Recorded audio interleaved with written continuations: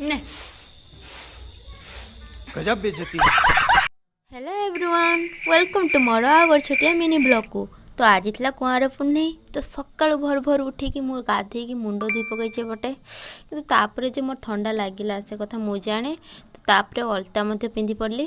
तो एठी मु रेडी हो सारी चलीगली जह्नी तुलिया कम हाइट हेबार एइटा ही दुख आउ उच्चारे जिनस को तुलिया बहुत कष्ट हुए। तो शेष में जहाँ मु गोटे जह्नीटे तुलिलेली तापर एमती धूप घास काकुड़ी सब अरेंज कर लेली। तापर एठी मु काम सारी सेठी फूल मध्य तुलिलेली एपटे दुर्गा खई मध्य भाजी सारी तो सबकि गोटे गोटे कर भल भाव में सजेदेले।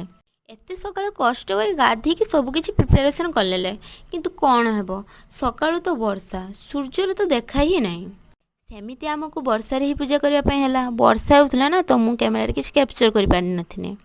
तो सकाळ पूजा तो हो गला एपटे आमको भोक मध्य लगी सारी तो किसी तो खाई हेब नहीं ना रातिर पूजा न होगा से टिके नेबु सरबत खाई सारा पर जमी जीवन फेरी आसला। तो तापर आम लगी गलु खाଇବା प्रिपेरेसन खावा नहीं रातिर पूजा हो सारा पर एठी टिके कैमेरा कर फुले ही जाउची आमर जमी रांधिबा बसी केते बड़ बड़ रोषे गोटे गोटे कर सब रुटी को भल भाव सेंकी नेले।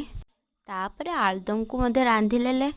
आमे तो कुआर पुनेरे ये सब तैयारी करी खाइलु। आपण माने जदि कुआर पुने करिसंती ताने तुमे माने कोन सब खाइलो कमेंट रे निश्चय जणाइबे। खाइबारे सेमिति किछि मजा न थाए मजा तो मिलमिशि रांधिबारे थाए। तो एठी मु मसला को भल भाबे कसी सेतरे आलू पकेकी ताको मध्ये कसी तरकारी भल भाबे रांधि आनली।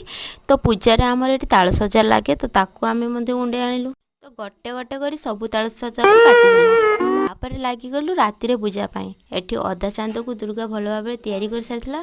पूजा केमी हुए तार तो प्रॉपर नियम आम जानी ना कि जहाँ जमी जानूँ सेमती आम पूजा करदेलु। तो एठी आम जड़े जड़े करके जन्न को पूजा करदेलु। जा हो रातिर जन्न बाहर आसले नहने तो आम पूजाटा अटकी था आम भूकर मरी था। तो एत कि कलु आ फटो उठेबुनी या केबे हो पारे कि। तो तापर आम ठाकुर पाखे जो भोग लगी खाइलेलु मिली बाटिकी। तापर थिला मेन आइटम आलुदम आ रुटी। मु तो एमती रुटी खाएनी किंतु सेदिन मो पई यह थिला अमृत सह समान। आम भीतर किसी एमती भल पाइबा हुए